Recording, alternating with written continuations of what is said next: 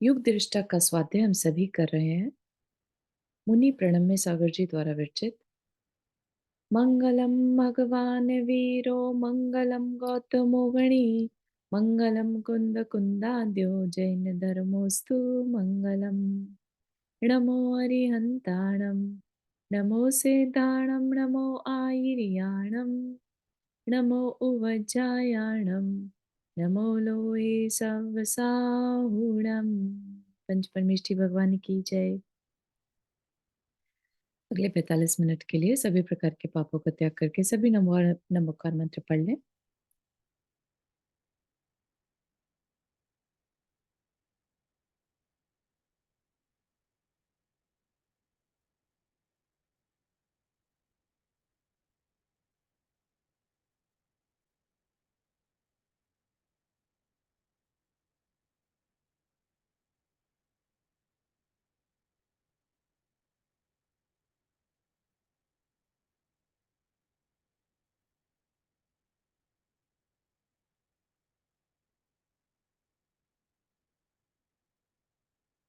तो हमारा जो विषय चल रहा है युग दृष्टा का, जो कि आदिनाथ भगवान की जीवन गाथा है ना।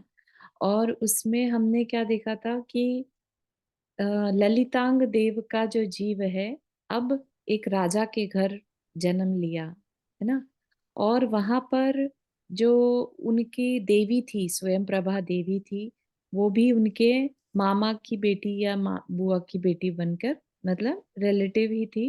इतने बड़े वर्ल्ड में इतना बड़ा संसार है, उन सबको छोड़कर वो उसी घर में मतलब जन्म लिया। तो समझिए आप संसार की विचित्रता, कर्मों की विचित्रता। ठीक है ना, कि इतना होने के बाद अ, अंदर की विष के कारण, क्योंकि उन्होंने बहुत तीव्र राग था एक दूसरे से, तो अगले भाव में भी उनको वो जाति स्मरण भी रहा, है ना। जो देवी थी वो श्रीमती का जीव बन जाती है, क्या नाम रहता है उनका, और है ना। तो वहां से फिर से उनके अंदर एक दूसरे के लिए राग रहता है। और उन्होंने आ, मुनि महाराज को आहार दिया था साथ में, और जिसके कारण वो भोग भूमि में चले जाते हैं। ठीक। और भोग भूमि में वो पति पत्नी की तरह से एक साथ युगल के रूप में जन्म लेते हैं। वहां पर वो भोग भोग रहे हैं, और भोग भोगते हुए उन्हें पूर्व भाव का जो उनका जीव था, स्वयं स्वयं बुद्ध मंत्री का जो जीव था, जो कि अब मुनि बन चुका था, वो उन्हें समझाने, संबोधन देने के लिए आता है। ठीक। तो वो संबोधन देने के लिए आता है कि मैं तुम्हारा मंत्री था, मित्र था, है ना। और आप अब जो है अपने जीवन का कल्याण करिए। आप भोग भूमि में है माना, वहां पर आप भोग नहीं छोड़ सकते, लेकिन समझ बोध को तो पा सकते हैं ना, है ना। तो इस तरह से संबोधन देता है। ठीक। तो और क्या क्या संबोधन देते हैं, तो वो देखने वाली चीज है। और ऐसा संबोधन भोग भूमि में भी संबोधन मिल जाए, देव गति में भी संबोधन मिल जाए, तो ऐसा विरले जीवों के साथ ही होता है, जिन्होंने अपने पूर्व भाव में बहुत अंदर की भावना ये भाई हो कि मेरा कुछ भी छूटे, लेकिन मेरा बोध ना छूटे। ठीक है ना। जो बात हमें समझ में आ गई है, जो जो हम 12 अनुप्रेक्षाएं पढ़ते हैं, क्या है वो, जीवन के यथार्थता को बताने वाली होती हैं। राइट। तो वो जो यथार्थता हमें समझ में आ जाए, उसके जो संस्कार हैं, उसके बाद जो हमारे अंदर भाव प्रकट होते हैं, तो वो भाव जो है हमारे साथ जन्मों जन्मों तक जा सकते हैं। ठीक। तो वो जो याद है, वो संस्कार है, वो हम अपने साथ लेकर भी जाएं, लेकिन जरूरी नहीं है ले तो गए, लेकिन वो सुषुप्त अवस्था में हमारे एज अ संस्कार पड़े रह सकते हैं। उसकी याद हमारे साथ बनी रहे ये जरूरी नहीं। ठीक है ना। तो उसको कहा जा रहा है कि अम,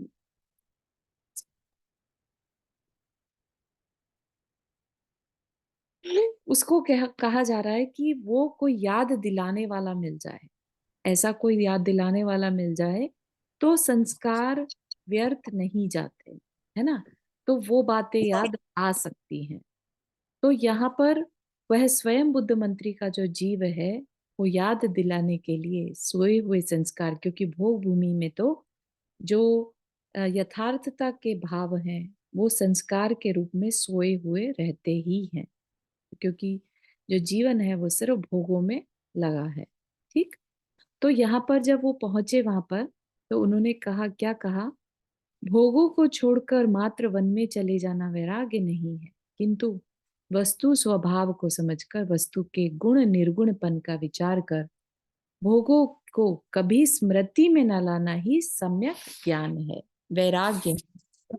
और साधु और संसारी में अंतर है ही क्या? ठीक है ना? साधु और संसारी दोनों ही मनुष्य हैं, राइट? लेकिन डिफरेंस कब आता है? जब साधु को बोध हो गया और संसारी को बोध नहीं है। संसारी अपने भोगों में लगा है। ठीक?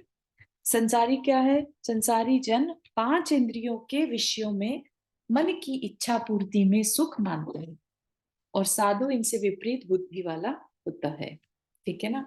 संसारी यानी हम सब। हम सब क्या है? जो भी संसार में रहते हैं वो संसारी है। लेकिन संसार में रहते हुए भी साधु इनसे अलग हो जाता है। ये सोचने वाली बात है। हम भी संसारी हैं, साधु भी संसारी है, लेकिन फिर भी हम में डिफरेंस है। साधु और संसारी में डिफरेंस है। साधु में क्या डिफरेंस है? साधु विपरीत बुद्धि वाला है। किससे विपरीत बुद्धि है? संसारी से। संसारी ने इच्छाओं में जीवन बिता रहा है, राइट? ऐसे ही भोग भूमि का जीव जो है, इच्छाओं में जीवन बिता रहा है। ठीक है ना? इच्छा करी, पेड़ों से चीजें मांगी और काम हो गया उसका। ठीक है ना? तो ये चीज हमें देखने की है कि हम संसारी होते हुए भी कितना इच्छाओं में डूबे हैं। यदि साधु होकर भी पंच इंद्रिय को न जीता, इंद्रिय विषयों की अभिलाषा को न छोड़ा, तो मात्र नग्न बाना ज्ञानियों की दृष्टि में हास्य बाना है। मतलब कि बाना होता है वेश। नग्न बाना मतलब नग्न वेश, है ना? नग्न रूप। ज्ञानियों की दृष्टि में हास्य बाना है, मतलब हास्य का पात्र है। अज्ञानी भले ही तुम्हें पूजता रहे और तुम अपने को ज्ञानी समझते रहो। इन रियलिटी देखो, बहुत सारे लोग वैसे पाए जाते हैं जो ज्ञान बहुत हासिल कर लेंगे, ठीक है ना? लेकिन वो ज्ञान उनके अंदर कितना उतरता है, उनके ज्ञान के कारण अगर विनय अंदर में नहीं आई, तो वो ज्ञान अहंकार का कारण बन जाता है। ठीक है ना? तो ज्ञान होना कोई बड़ी बात नहीं है। इवन यहाँ पर ये कह रहे हैं कि वेश भी धारण कर लिया, दिखावा भी कर लिया, चारित्र क्या कि हम चारित्र को, हमें हमारे पास चारित्र है, तो भी कुछ नहीं होगा। मात्र हंसी का पात्र बनकर रह जाएंगे और अहंकार ही पुष्ट होगा। ठीक है ना? तो क्या कहा? इंद्रियां पांच हैं। अच्छा, ये जो संबोधन है ना, ये बहुत गूढ़ और बहुत समझने लायक है। तो इसको आप बहुत अच्छे से समझिएगा, क्योंकि हमारे साथ भी दिक्कत क्या रहती है कि हम अपनी गृहस्थी में इतना उलझ जाते हैं कि हमें 24 घंटे में से जो ये 1 घंटा है, इसको छोड़कर बाकी पूरा समय जो है हमारा सिर्फ अ, भोगों में ही बीतता है ना? इच्छाओं में, काम पूर्ति में। काम का दूसरा मतलब इच्छा भी होता है। ठीक है ना? तो हम वाकई का धर्म ध्यान जो है वो बहुत कम कर पाते हैं। धर्म ध्यान क्या? बेसिकली जो कर्म का फल है उसके बारे में सोचना, दूसरे के दुख को दूर करने की सोच आना अंदर में, है ना? ये मेरा, मैं कौन हूं, ऐसी सोच आना, ये सब क्या है? धर्म ध्यान। तो हम इसमें तो कम ध्यान लगाते हैं, और अपना पेट भरना है, क्या बनाना है, क्या करना है, क्या कमाना है ना? कितना सेव करना है, कितना कर लिया, इससे रिलेटेड हमारे सोच ज्यादा चलती है। तो हम अपने आप को बहुत अलग ना समझे। भले ही हम पूरे दिन में से 1 घंटा निकाल पा रहे हैं, लेकिन उसका असर कितना हमारे जीवन पर, रेगुलर जीवन पर हो पा रहा है, वो मैटर करेगा। ठीक है ना? नहीं तो ये ज्ञान भी हमारे किसी काम का नहीं है। हमने सुना, 1 घंटे तो सुना, बहुत अच्छे से सुना, लेकिन उसको हम अपनी पर्याय नहीं बना पाए। पर्याय मतलब उसके संस्कार नहीं डाल पाए। ठीक है? तो संस्कार डालने के लिए क्या करना होगा? पहली बात, बहुत फोकस के साथ सुनना होगा। ठीक है ना? फोकस के साथ सुन सुन के ये मेरे कल्याण के लिए बात की ही जा रही है, उसको उस रूप में सुनना है कि मैं इसको अपने जीवन में उतार कर कैसे चेंज लाऊं। ठीक है? कहाँ पर मैं अपने जीवन को इम्प्रूव कर सकते हूँ, या कोई एक सेंटेंस याद रह जाए, उसको रिपीट करते रहें दिन भर में। ठीक है? तो भी आप धर्म ध्यान में लगे रह सकते हैं। ठीक है? तो यहाँ पर क्या कहा जा रहा है? इंद्रियां 5 और मन 1, बस 6 ही तो पदार्थ हैं जिन्हें जीतना है, ऐसा समझना भोलापन है। भोलापन मतलब बेवकूफी है। ठीक है? तो ये ना समझे कि 6 ही चीजें हैं, जीत लेंगे कभी ना कभी, कौन सा बड़ी बात है। इनको छोटी संख्या ना माने। ठीक है ना? 6 की संख्या तो ऐसा लगता है ना, बहुत छोटी चीज है, कर लेंगे। लेकिन इन 6 से ही संसार बना है। आज तक जो हम भटक रहे हैं, वो इन 5 इंद्रियों और मन के कारण ही है। तो कितनी पावरफुल चीज है ये 5 इंद्रियां और मन, है ना? तो हम इसे बिल्कुल भी ऐसा ना समझे कि हम हमारे लिए ये छोटी बात है। इनको जीतना सरल है, ऐसा समझकर यदि बेपरवाह रहे तो आगामी भविष्य में भी कल्याण असंभव है। आज की लापरवाही हमारी कल के लंबे दीर्घ संसार का कारण बन सकती है।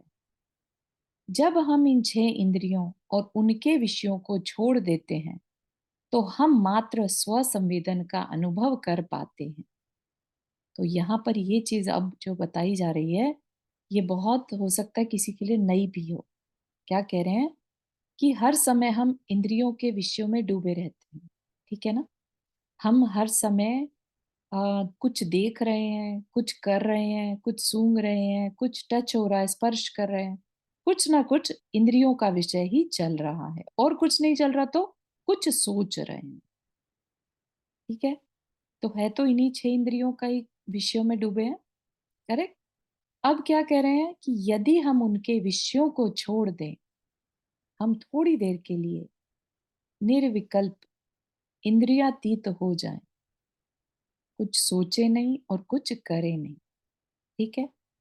तो करने से भी छुट्टी और सोचने से भी छुट्टी। तो क्या होगा? हम मात्र स्व संवेदन का अनुभव कर पाते हैं। ठीक? मात्र स्व संवेदन। स्व संवेदन मतलब उसके अलावा जो कुछ बचा, इंद्रियों और मन से अतिरिक्त जो बचा, हम उसका अनुभव कर पाते हैं। ठीक है? स्व का संवेदन करना। हम हैं। ठीक है? हम अपने आप को देख तो नहीं सकते, लेकिन हम हैं ऐसा अनुभव कर सकते हैं। बात समझ में आ रही है? जब हम इंद्रियों के विषयों में हैं, तो हमें अपनी भी सुध नहीं रहती। राइट? हम जब उससे ऊपर उठते हैं, तभी हमें स्व संवेदन होता है कि हम हैं। हम मतलब आत्मा है। कहाँ है? इस शरीर में है। कैसी है? अरूपी है। कैसी है? ज्ञान दर्शन स्वरूपी है। ठीक है ना? अनंत शक्ति वाली है। तो ये सारी जो अनुभव में आने लगा अचानक से, ये क्या है? स्व संवेदन का अनुभव हो रहा है। तब यह जगत शून्य प्रतिभासित होता है। जगत शून्य प्रतिभासित होता है का क्या मतलब है? ल- मतलब कि कुछ संसार एग्जिस्टेंस। आसार है। संसार असार है, ये तो एक शब्द है, कह दिया हमने। हाँ, मतलब कुछ भी नहीं, मतलब अपने लिए कुछ नहीं, हाँ, आत्मा के अलावा कोई एग्जिस्टेंस सब कुछ ही नहीं है। संसार शून्य हो गया, क्योंकि हम क्या हैं? हम खुद हमने रियलाइज किया कि हम तो अरूपी हैं। तो जो रूपी है वो हमारे लिए रिगार्डलेस है, कोई मैटर ही नहीं कर रहा है। ठीक है ना? तो हमने आंखें बंद कर ली, क्योंकि आंखों से ही हमें पदार्थ दिखते हैं, चीजें दिखती हैं, जिन्हें हमने अपना मानकर अपनी पहचाने बना रखा है। अगर हम वो आईज क्लोज कर लें, ठीक है, आप थोड़ी देर के लिए आप उससे टच भी ना हो, कुछ आपको नाक में ना आए, कुछ कानों में ना पड़े, है ना? आप समझिए बिल्कुल एक्सपीरियंस से रहित हो जाएं, और वही सच है। लेट्स से कुछ भी दिख नहीं रहा है आपको, सिर्फ अंधकार, अंधेरा दिख रहा है, राइट? शून्य दिख रहा है, शून्य है सब कुछ। क्योंकि आत्मा को तो हमें अनुभव से जानना है ना, हमें देखना तो है ही नहीं, वो दिखती तो है नहीं, राइट? तो आईज क्लोज करी हमने, अब सारा संसार हमें शून्य दिख, प्रतिभासित दिख भी नहीं रहा है। प्रतिभासित मतलब महसूस देना, और उस महसूस में हम घबराए नहीं, हम वो डरे नहीं। जगत में शून्यता का प्रतिभास हो और हमें भय न लगकर आनंद हो, यह रुचि जब जागृत हो तो मोक्ष मार्ग को हमने समझा जाना, ऐसा समझना, अन्यथा सब मोह मार्ग है, मोह का विस्तार है। बात समझ में आ रही है? थोड़ी सी डीप है एक्चुअली, लेकिन अगर समझ में आ जाए तो इसी पर हम वर्क करके और अपने उन संस्कारों को बढ़ा सकते हैं, आत्मा के संस्कारों को बढ़ा सकते हैं। कुछ कहना चाह रहे हैं? हाँ, बहुत ही अच्छा है ये। वाकई में जब मेडिटेशन करते हैं तो हाँ। यही चीज सामने आती है कि कुछ और नहीं है। हम्म, और मतलब उसमें दुख नहीं हो रहा है, तो बहुत अच्छा लगा सुन के कि हम समझ पाएंगे अब मोक्ष मार्ग को। है ना? अगर दुख नहीं है, डर नहीं है, लेकिन आनंद है। क्यों? आनंद क्यों होगा? सोचिए आप इसमें, इस अनुभूति में आनंद क्यों होगा? क्योंकि हम अपने पास हैं। कभी हम जब अपने आत्मा के पास ना होकर और ये माने कि हम परिवार के साथ हैं, तब भी हम एक सुरक्षा का अनुभव करते हैं, हम एक आनंद का अनुभव करते हैं कि हम परिवार के साथ हैं, है ना? लेकिन वो कैसा आनंद है? वो आनंदाभास है, आनंद का आभास होता है। क्योंकि ना तो ये रियलिटी में परिवार हमेशा बना रहने वाला है ना? और ये परिवार क्या है? और टेम्परेरी है। लेकिन हमने जब आईज क्लोज करी और हम अपने पास रहकर भी आनंद का अनुभव कर पाए, तो वह जो अनुभव है वो कैसा है? वो रियल अनुभव है, वो रियल आनंद है। अब हमें किसी बाहर से, किसी परिवार की, किसी पर्टिकुलर स्पेस की जरूरत नहीं है, क्योंकि हम अपने में आनंदित हैं। ठीक है ना? और बार बार हमें अपने में जाने के लिए आइज क्लोज करके बैठना, शांत बैठना, मेडिटेट करना, ये अच्छा लग रहा है। तो कह रहे हैं कि जब यह रुचि जागृत हो जाए तो मोक्ष मार्ग को हमने समझ लिया। ठीक है? तो ये सब क्या है? यहाँ से मोक्ष मार्ग शुरू हो गया। कुछ कहना चाह रहे हैं?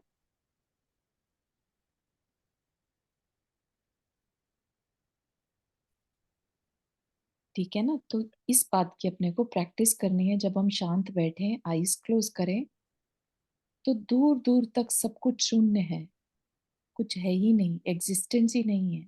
क्या एग्जिस्टेंस है? सिर्फ और सिर्फ मैं। ठीक है? मेरा एग्जिस्टेंस है, बाकी किसी चीज का एग्जिस्टेंस नहीं है। ठीक? और आप उस मैं के साथ बहुत आनंद, बहुत इंजॉय कर पा रहे हैं। ठीक है ना? तब जाके हम समझें कि हमने मोक्ष मार्ग को समझा है। मोक्ष मार्ग क्या है? अपने को पाना ही तो मोक्ष मार्ग है। और हमने अगर आईज क्लोज करके और अपने को फील कर लिया, तो समझिए हमने उस रास्ते को कंफर्म कर लिया कि हाँ, ये रास्ता तो सही है। ठीक है ना? उस पे चलना शुरू करना एक अलग बात है, लेकिन मोक्ष मार्ग है, मोक्ष मार्ग पॉसिबल है, ये सब कुछ हमारे फीलिंग्स में आने लगेगा। ठीक? और हम उसको बंद करके और आइज को डरने लग जाएं, अरे ये क्या, हम तो अकेले रह गए, नहीं नहीं, हमें अकेले नहीं रहना, हमें तो हमारा परिवार जो है ना, जो हमारा रोज का रूटीन है, वो ही चाहिए। तो समझना कि जो ज्ञान है वो सब कुछ बाहरी ज्ञान है, मोह का मार्ग है। क्लियर हो रहा है? इसको आप बाद में भी सुनिएगा, समझिएगा, और हाँ, बहुत अच्छा, बहुत अच्छा। हाँ, प्रैक्टिस में लाएंगे तो अपन अपने कल्याण के लिए संस्कार बना पाएंगे। ठीक है ना? ये जीवन, मनुष्य जीवन की सार्थकता है जब हम संस्कार बना ले आत्मा पर। और ये संस्कार बनाने का सबसे इजी तरीका है कि आईज क्लोज करके जगत में सब कुछ शून्य है ऐसा महसूस करें और अपने से जुड़कर और आनंद में डूब जाए। ठीक है, आगे चलते हैं। इसलिए अपनी पैनी प्रज्ञा से जीव और अजीव दो ही द्रव्य में भेद का अभ्यास कर, जिससे अनादि से पले हुए मिथ्यात्व का शमन हो, फिर शिवक्षम होकर क्षय हो सके। तो ये कौन कह रहा है? ये जो मुनि महाराज हैं वो समझा रहे हैं, है ना, उन दो युगलों को बोध दे रहे हैं। ठीक है, तो पैनी प्रज्ञा से, पैनी प्रज्ञा क्या है? पैनी प्रज्ञा एक हमारी अम, अपनी ही एक इंटरनल पावर है। जैसे अभी हमने आईज क्लोज करी, लेट से, है ना, आईज क्लोज करके जब हम अपने से जुड़ रहे हैं, अपने आप को ढूंढ पा रहे हैं, अपने एग्जिस्टेंस को फील कर रहे हैं, तो ये जो कर फील हो रहा है या कर पा रहे हैं, ये नॉर्मल इंसान नहीं कर सकता।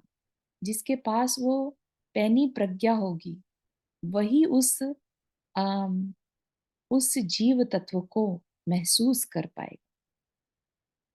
ठीक है, तभी कहा कि अपनी पैनी प्रज्ञा से जीव और अजीव दो ही द्रव्य में भेद का अभ्यास कर।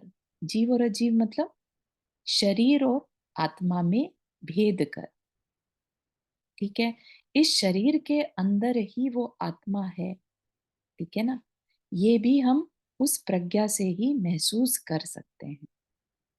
ठीक, और आईज क्लोज करके फिर इस शरीर को नहीं महसूस करना, किसको महसूस करना? इस शरीर में बैठी उस आत्मा पर, उस जीव तत्व पर दृष्टि को लेकर जाना। ये किससे पॉसिबल है? पैनी प्रज्ञा से। बात समझ में आ रही है? There is no other way to explain. तो हमेशा ये पैनी प्रज्ञा, छैनी जिसे, और छैनी भी वर्ड यूज करा जाता है, छैनी प्रज्ञा, प्रज्ञा छैनी से। ठीक है, तो कोई भी दो चीजें जुड़ जाती हैं, तो कभी आपने छैनी देखी हो इंडिया में, भारत में लोहे की होती है, उसको फंसा कर और फिर हथौड़ा मारा जाता है, तो वो दो चीजें जो है वो अलग अलग हो जाती हैं। इसलिए यहाँ पर यूज किया वर्ड छैनी प्रज्ञा। प्रज्ञा क्या है? हमारा विजडम, नॉलेज, जिससे हम हथौड़ा मारते हैं। ठीक है, और पैनी मतलब नुकीली, दो चीजों के बीच में उसे फंसाकर उनको अलग करना है। तो शरीर में आत्मा को देखना है। ठीक है, तो ये जो अभ्यास है, जिससे क्या होगा? अनादि से पले हुए मिथ्यात्म का शमन हो। अनादि काल से जो हम इस शरीर को ही मैं माने हुए हूं, ठीक है ना, जो वो भोग भूमि का जीव है, उसको कोई मतलब नहीं रहता आत्मा अलग और शरीर अलग। उसको तो भोग भोगने में ही आनंद आ रहा होता है। ठीक है, वो पूरी तरह से मिथ्या दृष्टि होता है जीव। ठीक है, तो वह मिथ्यात्व में जी रहा है ना, और उसको यहाँ पर बोध दिया जा रहा है कि अपने को इस शरीर से अलग मान, फिर क्षयोपशम होकर क्षय हो सके। किसका? यहाँ पर किसका क्षयोपशम और क्षय की बात की जा रही है? मिथ्यात्व की। मिथ्यात्व का क्षयोपशम हो, मतलब सम्यक का क्षयोपशम हो, मिथ्यात्व का शमन हो, है ना। तो जो मिथ्यात्व द्रव्य है, मिथ्यात्व का शमन हो, मिथ्यात्व दब जाए, मिथ्यात्व क्या है? मिथ्यात्व जो है दर्शन मोहनीय कर्म की प्रकृति है, ठीक है ना। तो उस कर्म के कारण हम इस शरीर को ही मैं माने हुए हैं। तो उस मिथ्यात्व का शमन कब होगा? जब हम अपने थोड़ा सा एफर्ट लगाएं, उस आत्मा को इस शरीर में देखें, ठीक है ना। तो उससे मिथ्यात्व का शमन हो, फिर क्षयोपशम और क्षय हो सके। क्षयोपशम क्या होगा? सम्यक्त्व प्रकृति का प्रकट होना, ठीक है। हम अपने को पहचान सकें और फिर उस नॉलेज को हम हमेशा के लिए स्थायी बना ले, तो क्या कहा जाएगा? क्षय कर दिया। किसका? दर्शन मोहनीय कर्म का, ठीक है। तो हे आर्य, तुम भव्य हो, किंतु अभी तक इस बहुमूल्य रत्न के अभाव में ही भटकते रहे हो। क्या उसके पास कमी थी? भले ही देव बन गया, भले ही राजा से और सब कुछ छोड़ दिया, है ना। 1 महीने का एक तरह से मरण जब किया था राजा की पर्याय में, राजा महाबल की पर्याय में, है ना, तब भी सम्यक तो नहीं था। इसलिए ऊपर जाकर देव तो बन गया, लेकिन फिर भी सम्यक तो नहीं था, ठीक। तो क्या कहा? जो स्वयंभू मंत्री का जीव है, जो कि अब मुनि महाराज बन गए, रिद्धिधारी मुनि महाराज, तुम भव्य हो, किंतु अभी तक इस बहुमूल्य रत्न के अभाव में ही भटकते रहे हो। अब एकाग्र चित्त होकर प्राप्त देशना लब्धि के मनन से विशुद्धि बढ़ाते हुए अपने अंतःकरण से अंतरकरण परिणामों को प्राप्त कर दुर्लभ सम्यक दर्शन का लाभ प्राप्त करो। थोड़ा हार्ड लग रहा होगा। क्या कह रहे हैं? तुम भव्य हो, है ना। वो तो उन्होंने, मंत्री ने जान ही लिया था अपने एक रिद्धिधारी मुनिराज से पूछ के कि मेरा स्वामी जो है वो भव्य है कि अभव्य है। तो उन्होंने बता दिया था कि वह जीव भव्य है, और ना सिर्फ भव्य है, बल्कि 10वें भव में तीर्थंकर बनने वाला है, ठीक है ना। तो लेकिन अभी तो नहीं है ना, तीर्थंकर प्रकृति जब उदय में आएगी तब की तब आएगी। आज तो संबोधन की जरूरत है। और संबोधन में क्या कहा? कि तुम भव्य हो, लेकिन अभी इस बहुमूल्य रत्न के अभाव में। किस बहुमूल्य रत्न के अभाव में? सम्यक दर्शन के अभाव में। जो तुम्हें अपनी पहचान नहीं हो पा रही है ना, उसके अभाव में तुम भटक रहे हो। अब एकाग्र चित्त होकर, मतलब क्या? अब भोगों में अपना मन न लगाकर एकाग्र चित्त हो जाओ। किसमें? देशना लब्धि में। देशना लब्धि क्या होती है? जो संबोधन मुनि महाराज देते हैं या आगम देता है, शास्त्र देते हैं, ठीक है, उसको क्या कहते हैं? देशना, ठीक है। जो बात हमें स्क्रिप्चर से पता चले उसको क्या कहते हैं? देशना। और लब्धि मतलब उस देशना की प्राप्ति का होना, देशना लब्धि, ठीक है। तो जो हम भी स्वाध्याय करते हैं वो हमारे लिए क्या है? देशना लब्धि। हम किसी मुनि महाराज को जाकर डायरेक्ट सुने, वो भी क्या है? देशना लब्धि। हम उनके प्रवचनों को ऑनलाइन सुनते हैं, वह भी देशना लब्धि। हम समूह में जाकर सुने तो भी देशना लब्धि। कोई मुनि महाराज आकर हमें संबोधन दे तो भी देशना लब्धि। बात समझ में आ रही है? देशना का मतलब जो उपदेश दिया जाता है, ठीक है। तो उपदेश देकर जो बात समझ में आए उस पर फोकस करना, देशना लब्धि के मनन से विशुद्धि बढ़ाते हुए, ठीक है। तो जब हम उस पर सीखी हुई बात पर चिंतन करते हैं, एक तो है कि हमने मुनि की बात को सुना, शब्दों को अंदर लिया, लेकिन हमें बात अभी तक क्लिक नहीं हुई, ठीक है ना। तो जब तक क्लिक नहीं होगी तब तक विशुद्धि नहीं बढ़ेगी, ठीक है। विशुद्धि बढ़ रही है, इससे क्या मतलब होगा? जब हमारी इच्छाएं कम होने लगे बाहर में, तो समझिएगा विशुद्धि बढ़ रही, ठीक है। जब हमारा ध्यान बाहर में ना होकर अंदर में लगने लगे, अंतरंग अच्छा लगने लगे, ठीक है, तो कहा जाएगा विशुद्धि बढ़ रही है। और उसे बढ़ाते हुए क्या करना, अपने अंतःकरण से, अपनी इंटरनल बीइंग से अंतरकरण परिणामों को प्राप्त कर, मतलब कि एक स्पेशल टाइप के परिणाम होते हैं जब बहुत ज्यादा फोकस किया जाता है, बहुत ज्यादा विशुद्धि अंदर में बढ़ जाए अपनी आत्मा के प्रति। ठीक है, तो जिस तरह के फिर परिणाम हो, है ना, लेट्स से आप अपनी आत्मा के बारे में सोचे जा रहे हैं, है ना, और एक मोमेंट ऐसा आया कि आपको लगे कि सब कुछ वेस्ट है, मुझे बस अब इसको पाना है ना, और उसमें बहुत तीव्रता भी है। ठीक है, तो हम कह सकते हैं कि अंतरकरण परिणाम हो गया। ठीक है, तो बहुत तेजी से वो आवेश आता है कि बस मेरे लिए अब मेरी आत्मा ही सब कुछ है, मुझे अब इसे ही पाना है। ठीक, तो वो अंतरकरण परिणामों को प्राप्त कर दुर्लभ सम्यक दर्शन का लाभ प्राप्त करो।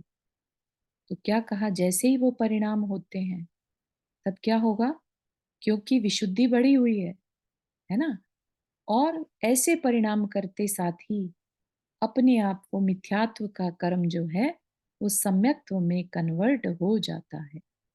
इसलिए कहा सम्यक दर्शन का लाभ प्राप्त करो। बात समझ में आ रही है? बहुत बड़ा प्रोसेस बताया है ये, और बिल्कुल इसी तरीके से करेंगे तो सम्यक दर्शन होगा ही होगा, और दुर्लभ है वैसा होना। ठीक है ना, तो इसलिए पहली बारी में हो जाए ये जरूरी नहीं है, लेकिन बार बार करते रहना है। ठीक, तो ऐसे दुर्लभ सम्यक दर्शन का लाभ प्राप्त करो, ऐसा मुनिराज कह रहे हैं। पूरा प्रोसेस दे दिया। ठीक है, यहाँ तक के कुछ पूछना है?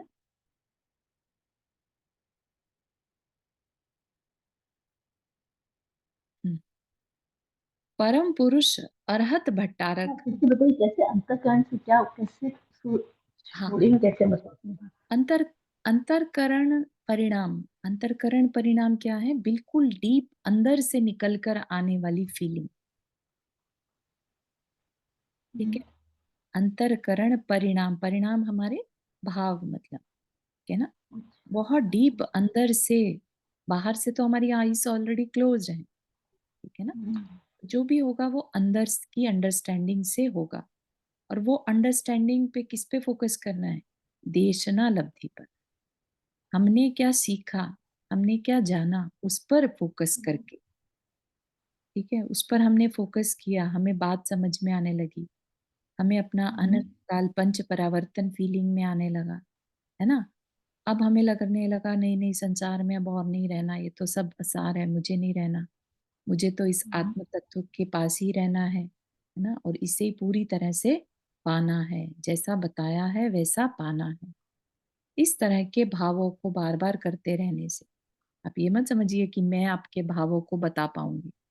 ठीक है, ये सबके अपने अपने अलग अलग होते हैं। तो वो जो अंदर से भाव निकल कर आएंगे, उन भावों में इतनी शक्ति होती है कि वो मिथ्यात्व कर्म को चाहे तो दबा दे, चाहे खत्म कर दे। चाहे दबाए चाहे खत्म करे, क्या होगा, मिथ्यात्व का ऑपोजिट सम्यक दर्शन, तो उसकी प्राप्ति हो जाएगी। ठीक है, थैंक यू। And काफी लंबी मोटी इंफॉर्मेशन है, अच्छी खासी। तो पहली बारी में समझ आ जाए जरूरी नहीं है, तो इसको बार बार सुनिएगा। समझ में आ गया तो पता लगता है कि एक्सप्लेन पूरा अच्छे से याद है हाँ, कोई चीज। इसको बार बार सुनना पड़ेगा। और जो भी जितना भी स्वाध्याय किया है, बैठकर शांति के साथ, और जैसा बताया यहाँ पर, है ना, जगत को शून्य फील करना, राइट, और अपने अंदर में आनंद की अनुभूति करना कि मैं अपने पास हूँ। ठीक है, ऐसा विचार करना, भय नहीं होना किसी चीज का। भय नहीं होना। यस, परम पुरुष अरहत भट्टारक के वचनों को प्रमाण कर शैने शैने जब वह आत्मवत समस्त समष्टि में चेतना ही देखता है, तो वह समदृष्टा बन जाता है, भले ही वह सर्वदृष्टा ना हो। क्या कह रहे हैं कि अम, अरिहंत जो अभी मुनिराज के वचनों को सुनकर, है ना, धीरे धीरे उनको वास्तविक मानकर, ये हमारे साथ भी घटेगा। क्या होगा? जो देशनालब्धि है ना, मुनिराज के वचन कहें, देशनालब्धि कहे, एक ही बात है। उनको प्रमाण कर मतलब सही मानकर, ठीक है, शैने शैने, जब वह आत्मवत, अपने आप को आत्मवत मानते हुए समस्त समष्टि में चेतना ही देखता है, सब तरफ सिर्फ उसे जीव तत्व ही नजर आता है। अब उसकी दृष्टि अजीव से या पुद्गल से हट गई, शरीर से हट गई। हर एक जीव में उसे आत्म तत्व ही दिखता है। तो वह समदृष्टा बन जाता है। समदृष्टा मतलब अपने जैसा ही सबको देखना, ठीक है, भले ही वह सर्वदृष्टा ना हो।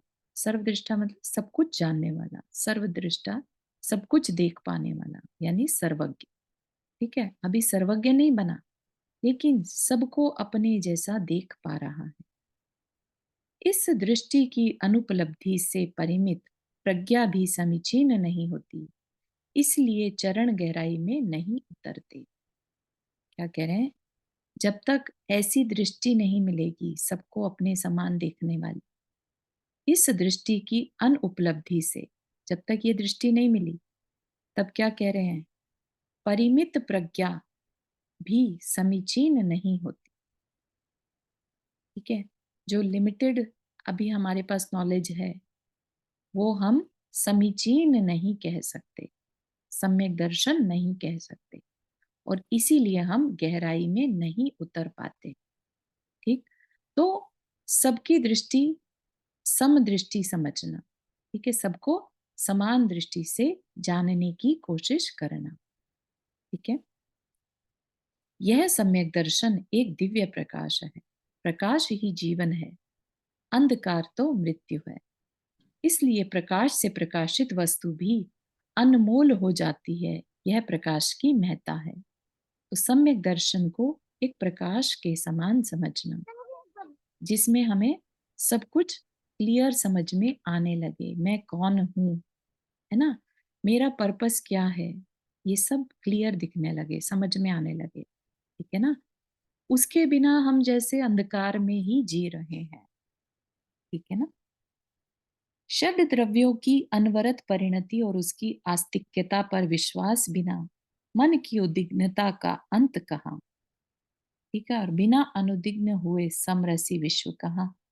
ये बहुत हार्ड वर्ड्स को यहाँ पर लिया है, लेकिन शायद अम, जब हम बहुत ज्यादा डीप उतर जाते हैं, है ना, तो यही वर्ड्स निकल निकल कर आते हैं। इसलिए महाराज जी ने भी इन्हीं वर्ड्स को लिया। क्या कह रहे हैं?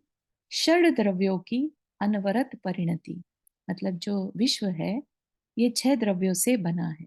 करेक्ट, ये याद है सभी को, जानकारी में है। जीव, पुद्गल, है ना, धर्म अधर्म, आकाश और काल। ठीक, अनवरत परिणति मतलब ये निरंतर अपना कार्य कर रहे हैं, और उनकी आस्तिक्यता पर विश्वास करे बिना। आस्तिक्यता मतलब कि हाँ, ये विश्व जो है 6 द्रव्यों से ही बना है और निरंतर अपना कार्य कर रहा है, ऐसा विश्वास किए बिना मन में जो है केओस शांत नहीं होगा। मन की उद्विग्नता का अंत कहाँ, मन के केओस का अंत कहाँ? क्योंकि दृष्टि कहाँ रहेगी फिर? उद्गल पर, बाहर में, है ना, चीजों पर। ये मुझे क्यों नहीं मिला? तो मुझे मतलब कौन? इस शरीर को नहीं मिला, है ना, क्योंकि आत्मा को तो कुछ चाहिए नहीं है। शरीर को नहीं मिला तो क्या होगा? केओस होगा, राइट। तो मन की उद्विग्नता का अंत कहाँ, और बिना अनउद्विग्न हुए समरसी विश्व कहाँ? समरसी विश्व मतलब जिसमें सब कुछ समानता है। ठीक है, ऐसा विश्व कहाँ? यह समरसता वह परम रसायन है जिसके सद्भाव में चेतन में अचेतन में यह आत्मा समानता से आप्लावित हो जाती है और सहज कारुणिक भाव से वह प्रत्येक को अनन्य मना हो लगता है। लगना मतलब जानना, ठीक है। प्रत्येक को अनन्य मना, मुझसे अलग कुछ नहीं है, जैसा मैं वैसा सारा ये समग्र विश्व, है ना, जिसे कहते हैं ना वसुदेव कुटुंबकम। वसुदेव कुटुंबकम की परिभाषा कैसे होती है सार्थक, जब हम सबको अपने समान समझने लगते हैं, ठीक है ना। तो ये जो सम्यक दर्शन रूपी रसायन है, ये जब हमारे पास आ जाता है तो हमारे अंदर का केओस मिट जाएगा और उसके सद्भाव में चेतन अचेतन, अचेतन अपने स्वभाव में काम कर रहा है, चेतन अपने स्वभाव में, ये सारी चीजें क्लियर दिखने लगती हैं। तब वह अलख शाश्वत तत्व जो विश्व की चूलिका पर विराजमान है, अंतस में श्रद्धान से वैसा ही प्रस्फुटित होता है। ठीक है, तो क्या कह रहे हैं? शाश्वत तत्व। शाश्वत तत्व क्या है? सिद्ध आत्मा, सिद्ध जब बन जाते हैं, है ना। और अलख मतलब होता है बिल्कुल प्योर, ठीक है। अलख निरंजन बोलते हैं ना। अलख प्योर शाश्वत तत्व जो विश्व की चूलिका पर यानी सिद्ध शिला पर विराजमान है, अंतस में श्रद्धान से वैसा ही प्रस्फुटित होता है। तो जो प्योर कॉन्शियसनेस या प्योर आत्मा है, उसमें और सिद्ध प्रभु में कोई डिफरेंस नहीं है ना। तो हम भी एक दृष्टि से अपने आप को सिद्ध फील कर सकते हैं, ठीक है। जब हम सम्यक दृष्टि बन जाते हैं तो हम आत्मा को प्योर फॉर्म में महसूस करते हैं, ठीक। अंतस में श्रद्धान से, है ना, श्रद्धा हुई है, अभी पाया नहीं है उसे, लेकिन ऐसा बिलीफ हो गया है कि ये आत्मा जो है ना सिद्ध रूप ही है, ठीक। प्रारब्ध तो द्वैत से होता है। प्रारब्ध मतलब स्टार्टिंग, ठीक है। द्वैत से, द्वैत मतलब दो हैं। दो क्या है?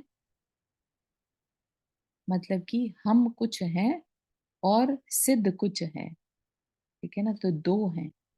और फिर अद्वैत की दृष्टि से चेतन से चिपटी कर्म रज वृक्ष से पक्व फल की तरह स्वतः निर्जरित हो जाती है और अंतरंग में चैतन्य प्रकाश निराबाद निरखता जाता है।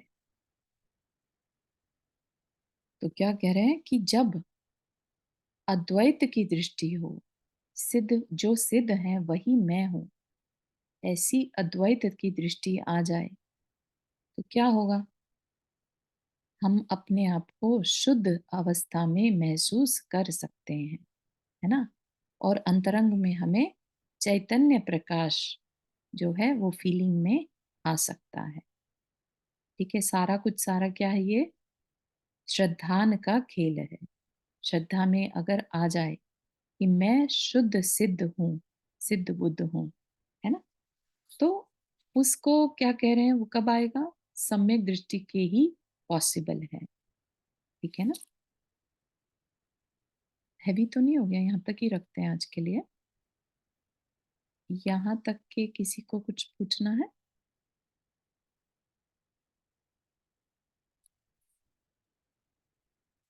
ये संबोधन दिया जा रहा है। आप सोचिए, एक मुनि महाराज संबोधन दे रहे हैं, तो ये तो अपने आज पंचम काल के जीव को ध्यान में रखकर मतलब महाराज जी इस तरह की भाषा यूज कर रहे हैं।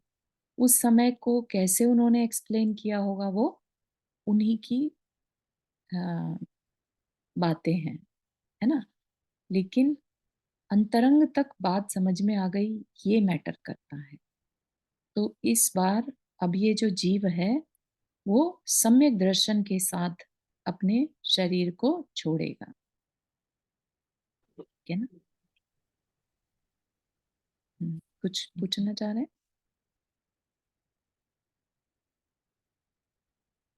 बात समझ में आ रही है ये? How do you do?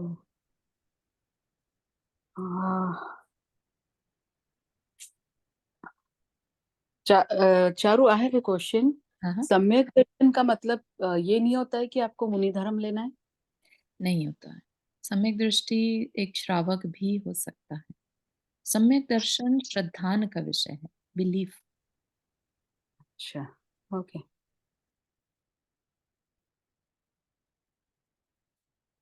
बिल्कुल सही है। अब देखिए यहाँ पर उन्हें भोग भूमि में, है ना, जहां पर कुछ भी नहीं था वहां पर उन्हें समझाया जा रहा है, तो इसका मतलब सबके लिए पॉसिबल है।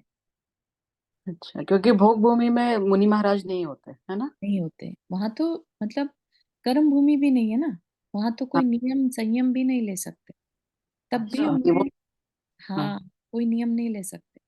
हम्म। भोग है ना, इच्छाएं करी, वो इच्छाएं कल्प वृक्ष से पूरी हो जाती है। हम्म। है ना? चलिए तो इतना ही रखते हैं आज के लिए। जिनवानी स्तुति। जावाणी के ज्ञान से सूझे लोकालोक, सो वाणी मस्तक धरो सदा देत बुधो। हे जिनवाणी भारती तो ही जपो दिन रैन, जो तेरा शरणा गए सो पावे सुख चैन। नौ बार नम करना।